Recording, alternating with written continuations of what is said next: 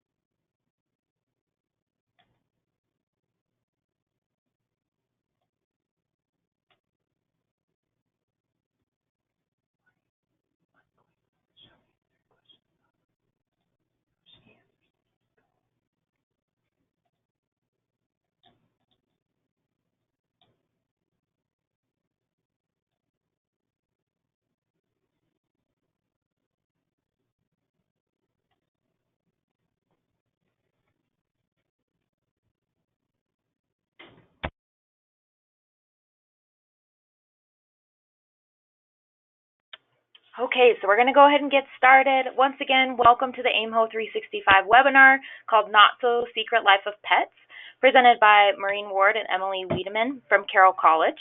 I'm Corinne Fagenstrom, and I'm from the AIMHO 365 committee, and we just want to give a big thank you to Maureen and Emily for taking the time to share what they know and what they've learned about assistive animals and share that information with the region.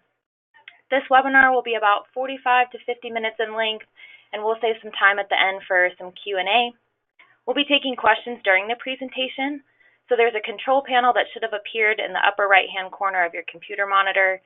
If you have any questions about the material that they're covering, please feel free to submit your questions using the chat box provided.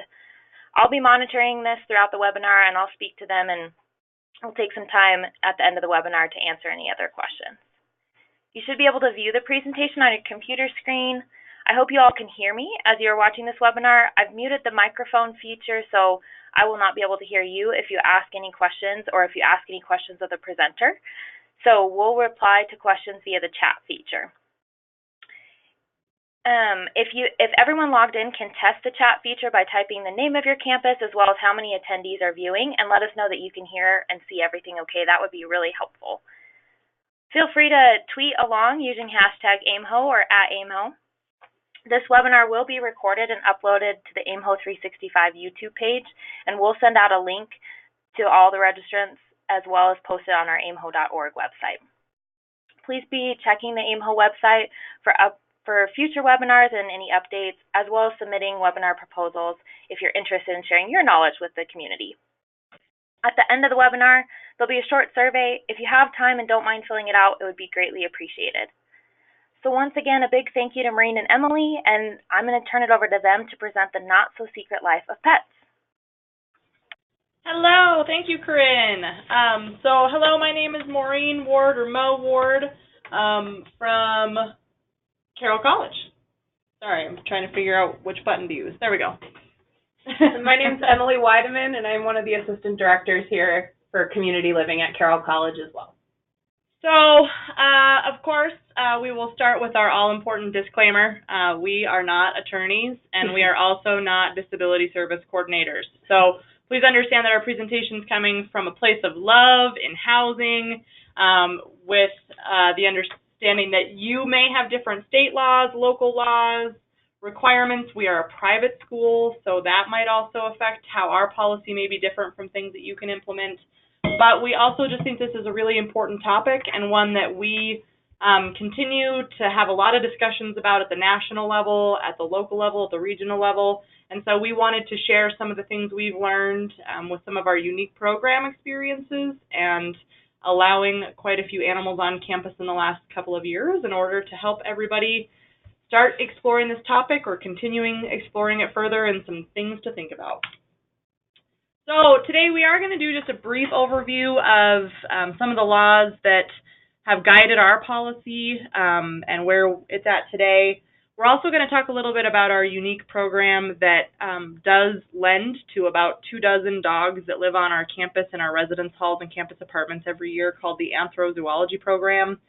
talk a little bit about how we developed our process and discussions that we had leading up to the development of our policy, talk about the policy itself and share some of the little nuggets about the policy, and then just some additional conversation about specifically emotional support animals on our campus, and then sort of our laundry list of topics that are still constantly and always in discussion as far as what we're still trying to address on our campus. All right, so law and precedents. There's 4 things there that you can see, and we did provide links, so if you want to go out to those documents later, we would encourage you to check those out if you are, especially if you're looking at developing a policy. Those are really some of the best pieces that we have found and that our disability services coordinator has found that have really helped to guide us in the development of our policy. So the first one is the Americans with Disabilities Act. That covers service animals on campuses and everywhere in any public place. And it's really important to remember that there is a very big distinction between a service animal and an emotional support animal. So the ADA only covers service animals, and no matter where they are, it's always a service animal. So that is a big distinction under the law, and there's some direction under that link where you can find some more information. But one thing to note that in some discussions we've had with our disability services coordinator is even with service animals, we can still request medical records for the dog so that we can at least know that it's up to speed on its vaccinations and all of those things. The other thing is that it is okay within your policy to require prior notice for accommodation. So not that you shouldn't do everything you can to help someone who shows up on the first day of classes with a service animal and wants to move into the residence halls, but it is okay to say, if just with like any other accommodation, that the earlier they let you know, the better it is for you to be able to accommodate them in a realistic way. So those are the 2 things with service animals that we have had some conversations about within our policy that may be relevant to your campus. The next one, which is obviously big for us in housing, is the Fair Housing Act under HUD, and that is the one where the assistance animals or the emotional support animals or the companion animals, whatever term you may use on your campus or in state laws, really falls under. And that is, we want our students to be able to enjoy the dwellings and then have equal access to dwellings. So that's a lot of what covers those emotional support animals. It's important to note that emotional support animals are only covered under the FHA in the residence halls. So that's an important distinction. There was also some additional guidance that was sent out by the Department of Justice in 2015, I believe, or 2011, that provided some additional documentation on psychiatric service animals under ADA, and that has been helpful to us. So that link is there on what sorts of questions to ask. If it's not an obvious service animal, a service animal who's performing tasks for a student who has visual impairment is usually more obvious than a service animal who's providing psychiatric services to a student that may still be a service animal and not an emotional support animal. And so that helps to define a little bit more what psychiatric service animals are and what questions you can ask students. The other one, which isn't as much about housing, but is important when you're talking about emotional support animals, is the 504 regs from the Department of Education. And basically there's a piece in there that just talks about, access, reasonable accommodations and access for students in the academic environment. And so that might be some good discussions for you to have on your campuses. If you have a student who's been approved to have an emotional support animal in the residence halls, they may look to ask for additional accommodations, even though outside of the residence halls, their animal is really only a pet legally. There may be some gray area there for some students to require additional accommodations to have their animal in other places on campus, even though it is not a service animal under the ADA. And so if you haven't been having those conversations on your campus, just know that that's out there. It is a conversation that some campuses are having. It's definitely a conversation we've had, and we do have some animals on our campus that have, where the handlers have an accommodation to be able to take their animal such as into the testing center for testing or into some classroom spaces. And so those are some things where we've tried to work with students to provide reasonable accommodations outside of the residence halls for non-service animals. So that's the basics on the laws. Again, big disclaimer, you may have state laws that you need to look at. You may have different requirements. Your legal counsel might say that our interpretation here at Carroll College is crazy. They're your professionals. Please listen to them. We're just providing one perspective from one institution in one state, but hopefully providing some good nuggets for you to take back for discussion. All right, still me. So I would say some of the key points and the things that we've taken away from our exploration into law is that, and I mentioned this before, but service animals are always service animals. So when you're talking about them being in a residence hall, you need to accommodate them just like any other service animal, where it is a necessary accommodation for a student with a disability. ESAs are not service animals. Emotional support animals are for people with significant emotional or psychiatric disabilities. And so that's just a really important thing to remember. It's hard because I think, again, even within the precedence of the case law, there's some gray areas on what is a disability, when should you approve ESAs. And one of the questions that we always ask ourselves here at Carroll, and our disability services coordinator is always great about reminding us, is that there are a lot of people who would benefit from having an emotional support animal living with them. That does not mean that they require one, and that it really needs to be an accommodation for something that is a severe disability that inhibits a student from enjoying the dwelling. And that's the words that they use within the Fair Housing Act. I'm not making that up. It's the equal opportunity to enjoy a dwelling and or the common areas of a dwelling, and necessary to allow a qualified individual with a disability to participate in or benefit from any housing program or activity receiving financial assistance from HUD. So that is their words, not mine, but it really does need to be an accommodation for a disability that stems in most cases from a mental health or psychiatric disability. ESAs are only ESAs in the residential environment, and that was something that's a small distinction, but is important to remember that really when you're approving them for an ESA, that only covers the residential space. Anything outside of that needs to be considered as an additional accommodation or exception to your campus pet policy through your disability services office, most likely. Again, that's how we have it structured. I would imagine most campuses would look at things that way.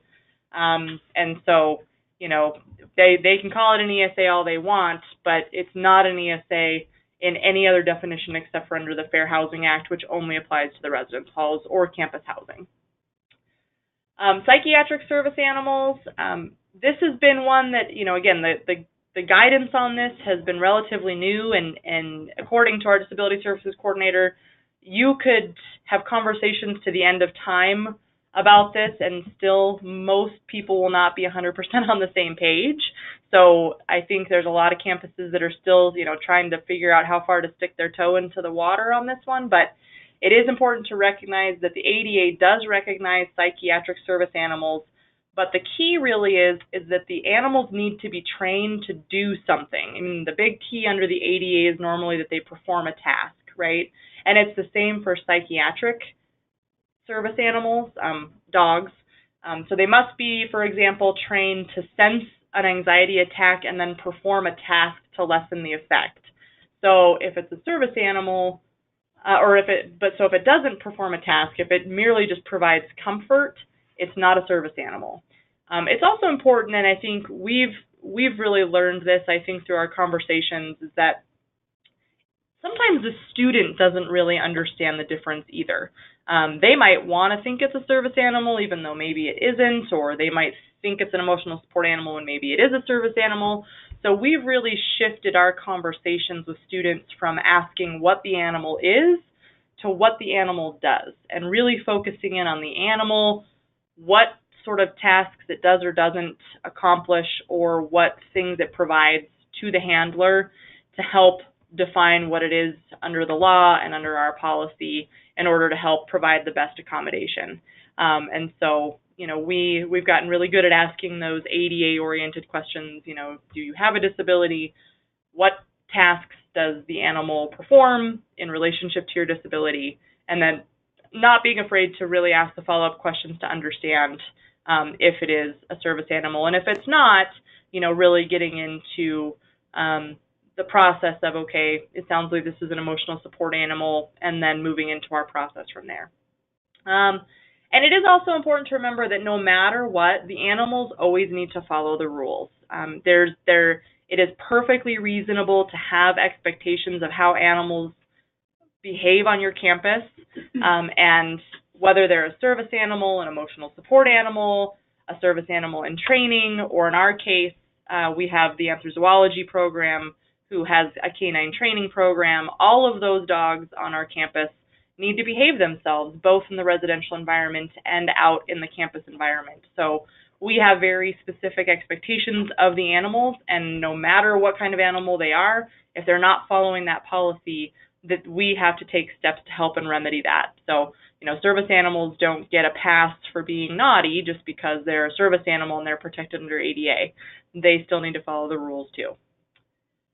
Okay, that's the boring stuff. So we're going to talk about the fun stuff now, I think. So our process here at Carroll. Yay! So a little bit just about how we got to where we are today. So we were probably actually behind the curveball of some campuses. I think, we're a small private campus. We have a tendency to work with students one-on-one anyway. And so we didn't have a really strong process for accommodations, especially in regard to animals on our campus. We actually realized about 4 years ago we don't even really have a very good animal policy on campus. We had a pet policy in the residence halls, but we didn't even really have a campus animal policy, period. And we had a year where we had a few different experiences with, faculty and staff dogs being on campus, and students bringing pets on campus, and maybe or maybe not in appropriate areas or at appropriate venues.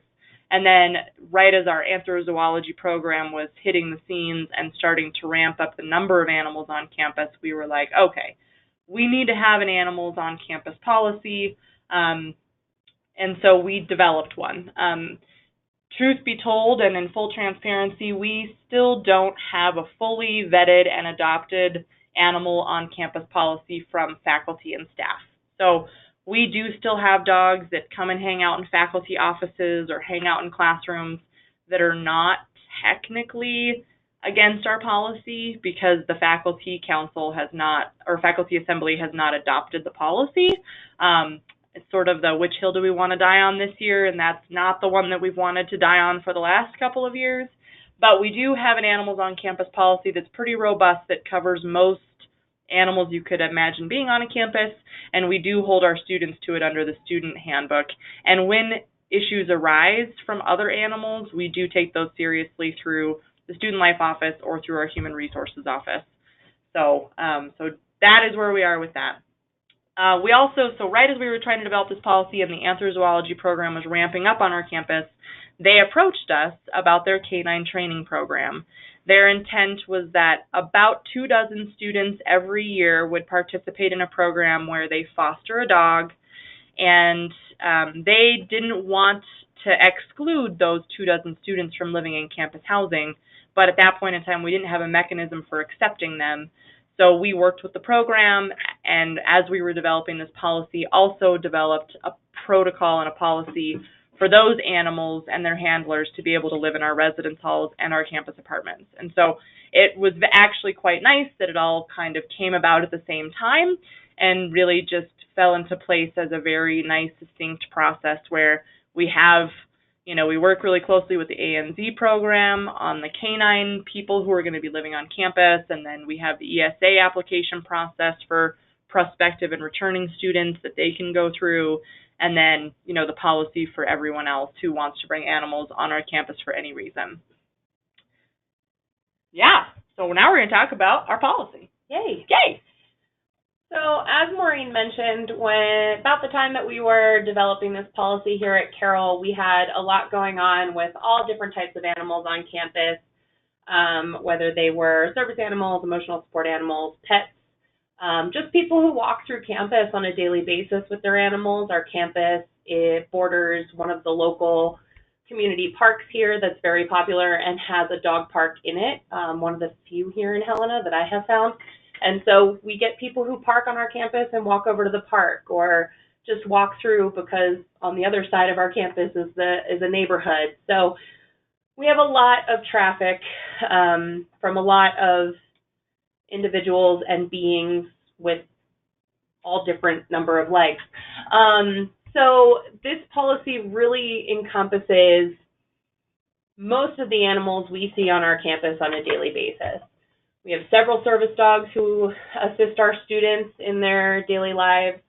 We have the enterozoology dogs being used for instructional purposes, and not just the ones that live with us, but they have other dogs that come to different classes. There's at least 2 or 3 days each academic year where the equine side of the enterozoology program bring their horses to campus. So that can range in all different kinds of situations and issues. And then, of course, we have our professional staff who are approved to have pets, on-duty police dogs, and then exceptions for different events. We have the local Humane Society brings dogs for stress relief before finals, so on and so forth. So we really needed a policy that was all-encompassing of all of these items. But as far as the approval process to have an animal on campus goes, specifically with our emotional support animals, we have a Animals on Campus information packet. It's a 4-page document. It outlines the definitions of what different animals on campus could be, everything from a pet to a service animal or a service animal in training. We have quite a few of those with our enterozoology students.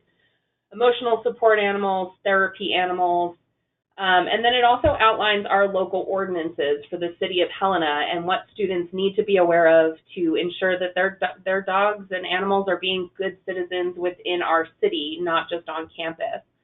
After that, we go into the policy and then the approval process, and that's broken down by animal designation as well. So approval process for a pet versus an enterozoology dog, and then the emotional support animals on campus. That policy essentially looks like reading through this document, making sure they understand everything that's going on here, and then filling out a form that is an application for an approval to have an animal on campus. That form then comes back to our student life office, and at that point, our director of community living, so Maureen, the director of disability services, whose name is Kevin, and our director of human resources, if necessary, her name is Renee, determine if the information provided is acceptable and determine whether or not an approval is going to be granted. Once that approval happens, students are notified via email, and then we move into a information collecting situation. So like Maureen said, we are legally able to collect medical documentation on the animal to make sure they've had all their vaccinations and that they're in good health, that they're not bringing any type of, unwanted medical situation to our campus, given that we have so many dogs, cats, and other animals on campus. And so we do ask the student to provide a vaccination record for the animal. We do ask them to provide a photo of the animal so that if for some reason, we just had this happen recently where we were doing some fire alarm testing and a dog got loose. And so visually I was able to go and look at my pictures and say, oh, okay, this is so-and-so and they belong to so-and-so, and we can just go ahead and reconnect them with that student. Because that does happen from time to time, especially with our enterozoology animals. When they first get to campus here in the beginning of September, they're coming out usually out of a shelter situation, and they're still learning the ropes and what's going on, and the students are still learning about them, and sometimes we get to watch a pack of students chase a dog across campus, and while we try to be helpful, it can also be a little funny. And so we do ask them to provide all that information just so we have it on file.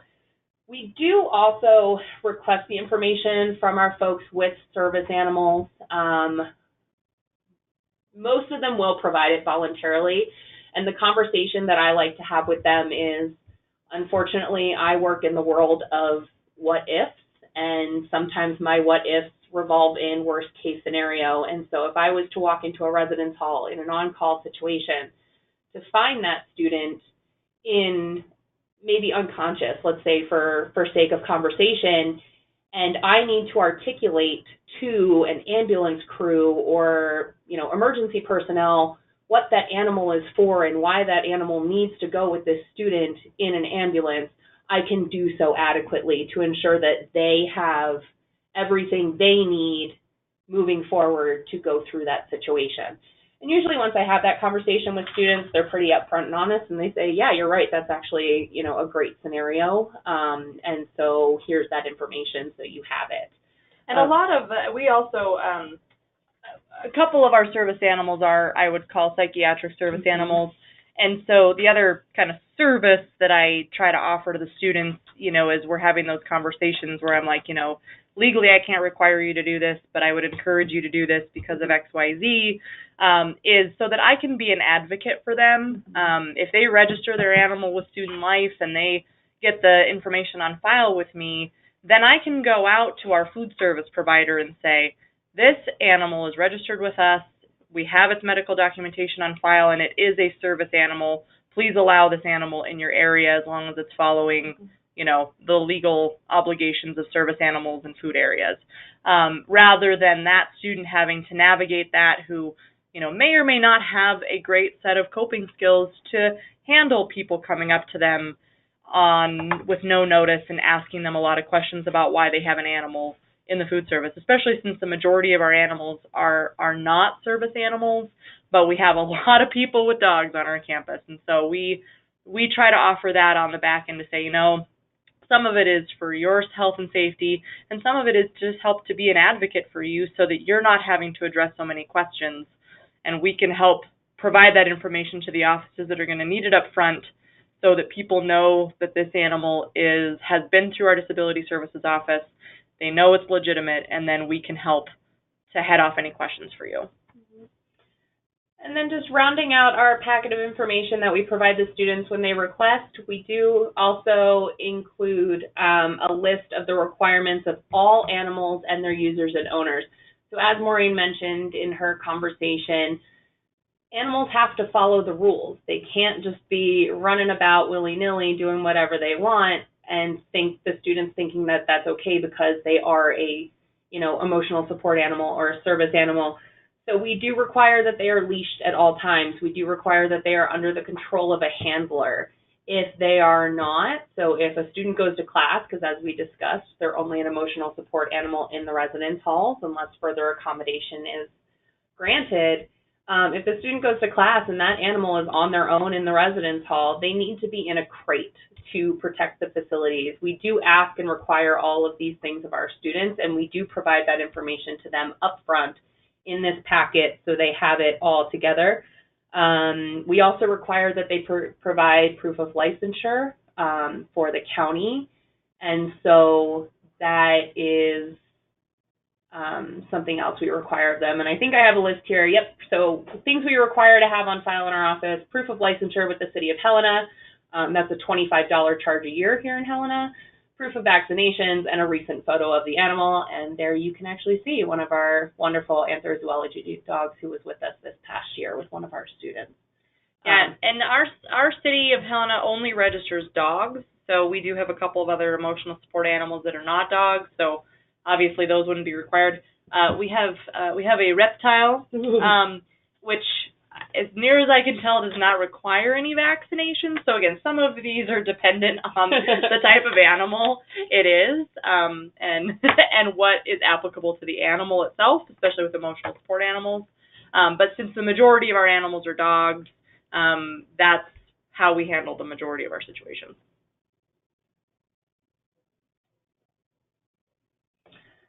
So again, briefly discussed, but let's go into a few here of the expectations we have of animals on campus, no matter their designation of a pet. So my 2 dogs are as applicable to this as any service animal who may be.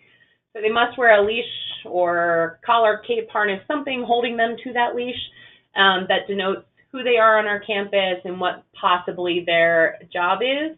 So our anthrozoology animals, they actually have a bandana system where they have different colors depending on where in training those animals currently lie. So, and then once they pass their good canine citizenship test, they actually get a bandana that, you know, says that they're a good canine citizen and all that good stuff, which is always an exciting day on our campus for those students. We do require them to wear a collar. They should have all their tags and everything available, so rabies and all that good stuff. Must be in positive control by their owners. We have had this come up a few times where we've had students report to us that handlers are overcorrecting their dogs or not correcting in a very kind way, and we have had to go back and have those conversations with our anthrozoology department or with the handler in question. And there you see they also must be confined to a crate or a cage when in the unit alone. They should only be in residence hall rooms that they are not assigned to. So in the law, it does say within their living environment or within common areas.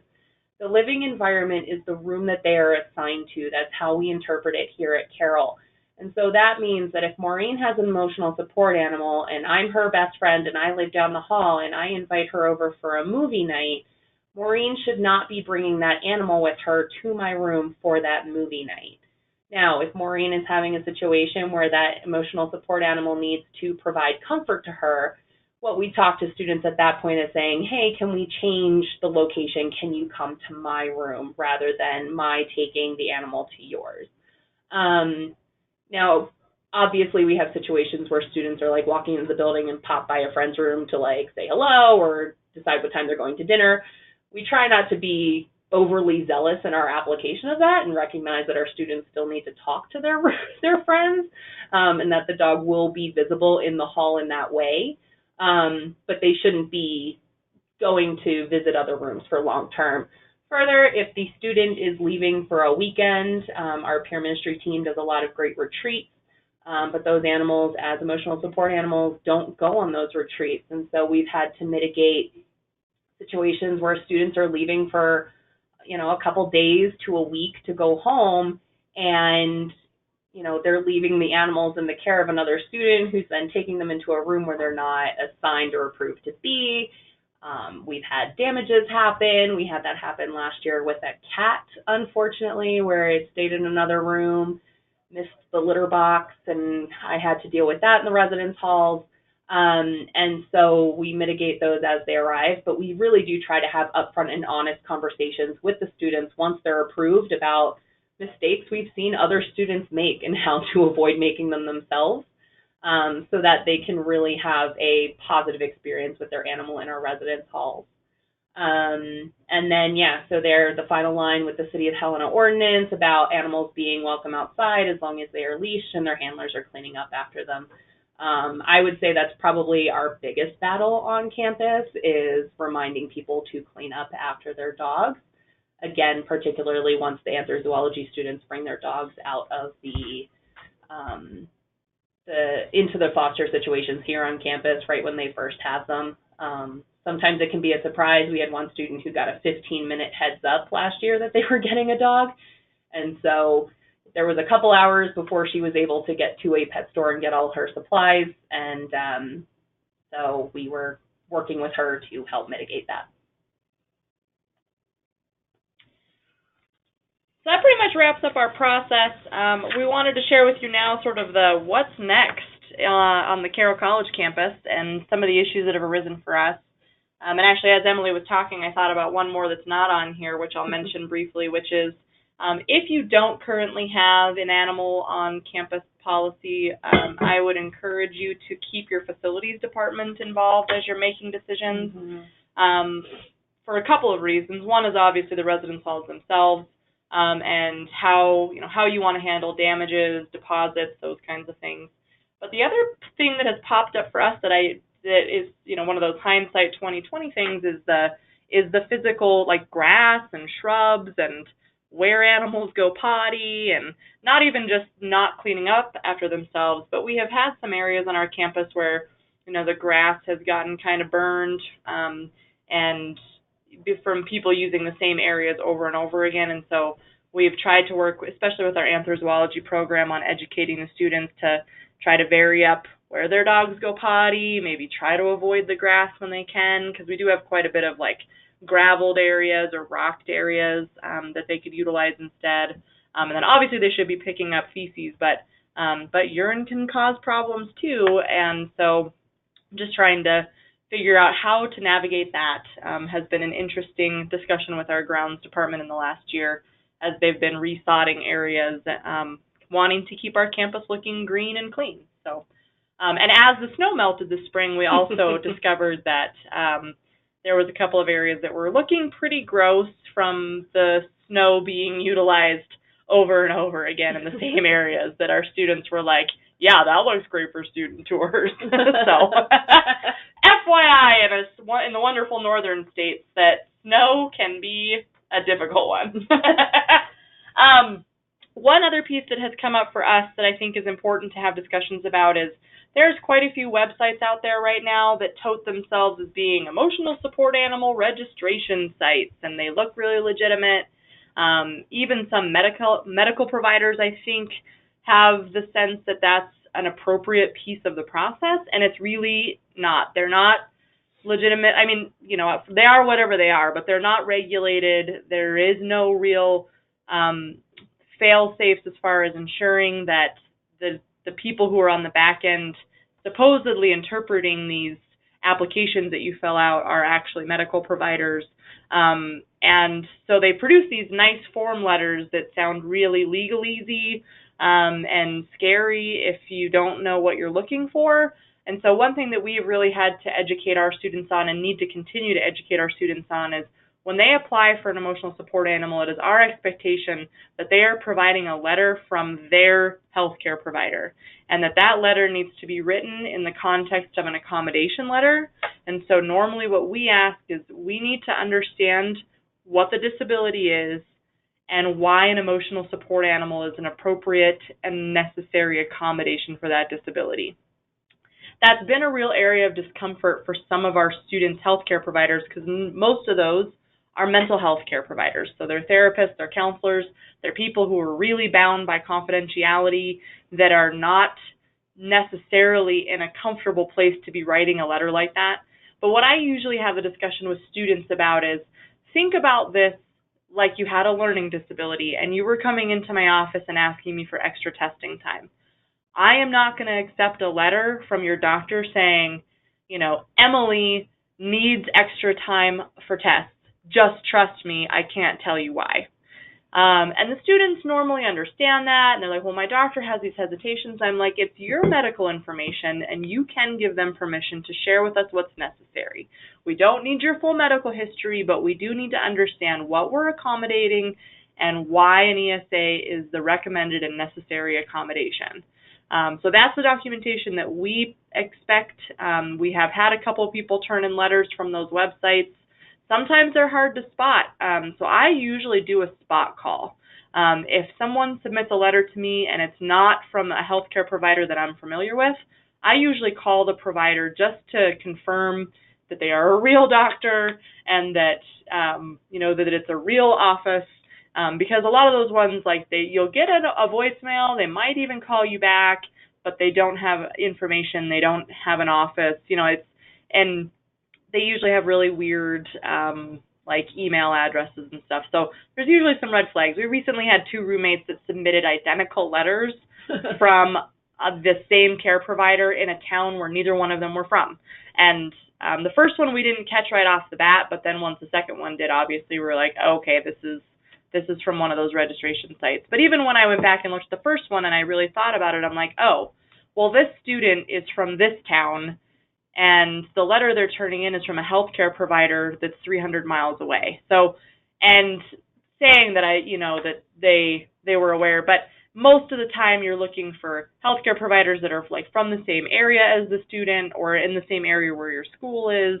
A lot of times when our students are here on campus already and they're asking for a mid-year accommodation, we actually recommend they utilize our counseling services because our counseling service is really aware of our policy. They're very, good about, sort of knowing where the line is of when an ESA is necessary and when it's not. So we usually recommend they go down and have 4 sessions with our counseling center and then let our counselors make that determination and write that letter if it's appropriate. But the ones who want to work with their counselors from home, we just make sure that we let them know that up front. And it is something that we're actually even going to put into the policy because we've had some students trip over that recently and be like, oh, I thought that's what I was supposed to do. And we're like, no, we really need a real letter from a real doctor. Oh, the other one we've had interesting conversations about recently is cats on leashes. We do have 2 or 3 ESA cats, and a couple of them have wanted to take them out in public areas. Well, this is an interesting issue because it's not really covered under city ordinance, and it's not really covered under our campus policy because really we have a leash law, but it's really geared toward dogs. But we don't allow off-leash pets on our campus. So what we have basically done with these students for now is said, we suppose as long as you follow our leash policy that you could have your cat outside or in the common areas, as long as there's, under the handler control, like following our policy otherwise. And so far we haven't had an issue with that. But if anyone has any insight on that, we would love to know what other campuses are doing about it. We haven't seen the bearded dragon on a leash yet, but we also have had an issue with students switching ESAs, and what does that do with the policy? What is the legitimacy of switching an ESA? We've had one particular student who's actually gone back and forth between a couple of different ESAs, and not even the same type, like, from a dog to a reptile, back to a dog, back to a reptile. And that just, raises the question of, do those animals provide the same kinds of comfort and alleviate her disability in the same way, or do we need to have a process in place for if a student wants to switch animals, what do we need to have on file, what do they need to do they need to be reapproved, et cetera. So we don't have a lot of good answers, but it is a problem that has come up for us and it's something we have in discussion. Reasonable accommodations for service animals in training. We do recognize on our campus that service animals in training should be accommodated. Again, that's not necessarily covered under the ADA, but many state laws do protect it. So, that's another one to talk to your legal counsel about, and we have chosen to accommodate them on our campus. But we have also discovered that some of our service animal in training handlers have been requesting accommodations above and beyond what we provide to other handlers on our campus because the animals, they are in training to be learning tasks, to be an ADA service animal. We've had at least one approach us feeling like they need a more protected environment than what some of our residence halls can provide, given the number of animals we have living on our campus. And so that is, again, discussions we're having right now. What is a reasonable accommodation for a service animal in training versus other animals on our campus, and trying to work with those students while also trying to be fair to our policy and to the other animals on our campus as well.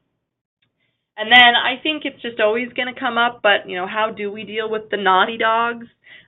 We definitely have some dogs that do not fully and always follow the policy, which, is probably not really the dog's fault. So we have handlers that are not always in full and positive control of their animals. We've had some jumpers, we've had some barkers, we've had a couple of aggressive animals coming out of the shelters for the ANZ program. Those have been pretty timely. Anytime they show any aggression, pretty much they're removed from campus.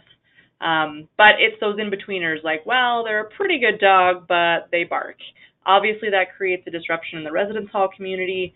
What actions can we take with the handler to address those problems? Sometimes we've been successful, sometimes we haven't. We actually had one ESA we did finally have to remove from the residence halls and basically give their handler a housing exception because she was not willing to put the dog through additional trainings and the dog was not following our policy. So she kind of backed us into a corner. I'm not sure if that was the best way to handle it, but it was the only real way that, it was basically we had to give her an off-campus housing exception or she was going to leave our school. Those are the kinds of situations that come up, and, we have dealt with them as they've come down the line, but not always sure we're nailing it on the head or not. But those are some of our continuing discussions, and that is all we have for you today. So does anyone out there have any questions for us or further discussion? Is your policy that students sign, does it speak to any emergency situations? I believe it does. Basically, it says that, we will enter the room, just per our normal policy, too, that we would enter the room in case of emergency. That is part of the reason why we have them crate the animal. That's also for the safety of staff or emergency personnel who might have to enter a space. We, at this point in time, do not say that we will necessarily go in and quote-unquote save an animal, though. If we are in a space, our general protocol is that if there is a real emergency and we are aware of an animal and we can do so safely, we will release them from their crate and from the building, but we may not necessarily do anything else beyond that. That's been our staff training protocol. But so basically the emergency preparedness stuff is more for in our normal policies, and the crating of the animal is part of that piece. What does the responsibility for those animals fall on in those situations? Yeah. So generally, they're taking their own risk by leaving their pet in their room, right?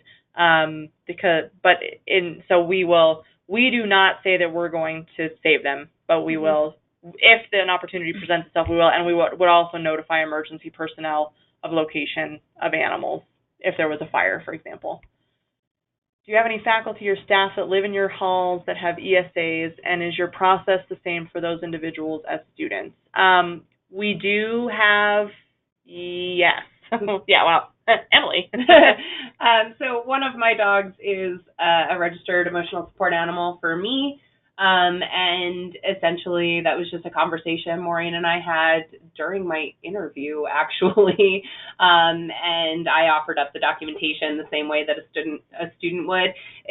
When you look at our information packet that goes out to students, there is actually a definition for a pet, and it does include all the information for professional staff who live in Carroll housing with animals. So we follow all the same policies. As soon as you move into our residence halls, you get this packet and you get to read it and abide by it.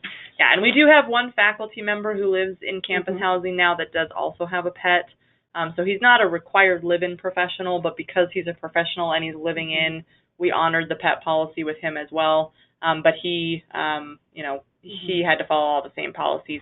And again, other than that, just like faculty who bring them to the office, no, we have not really managed that unless a complaint has come to us. But usually we forward those to HR. We also have one of our board members who visits us for board meetings and stuff who has 2 dogs, and he stays on campus when he's here in one of our guest suites. And he brings them as well, and they hang out on campus and abide by all the rules and the policies. I'm still not sure they're entirely dog. I think they're part moose with the size of them. I'm 6 foot tall, and they come up to my chest. They're humongous. But they're really sweet, and it was just a conversation that I had with the board member of just, if you could just do me a favor and keep them on a leash and clean up after them, I'd really appreciate it. And he was very accommodating and kind about it. So, any other questions out there? Bueller. All right, well, I think that's all we have for you then. Thank you, big thank you from us for attending today. This is one of those topics, like I say, we're not experts and we're not attorneys, but I think it's just good to get this information out there to see how other schools are doing it. I know our perspective is pretty unique, especially given our programmatic piece with the ANZ program, but I hope this is one of many conversations that happen within the region, and we can keep talking about this topic because it's not going anywhere. So, Corinne, you still out there? I am, and you took my words right out of my mouth. But I think this is a great topic, and I think that we need to continue talking about it. So, Maureen and Emily have been very willing to communicate with anybody who might have additional questions. We'll get this recording uploaded to our YouTube page, and we'll send a link out to everyone who participated today. But yeah, a big thanks to Maureen and Emily. Thank you for the opportunity. Great. Well, everyone have a great day. Like I mentioned before, there will be a quick survey that pops up as the webinar closes, and if you have time, we really appreciate the feedback. Otherwise, we hope you check out the AIMHO YouTube page. Thanks.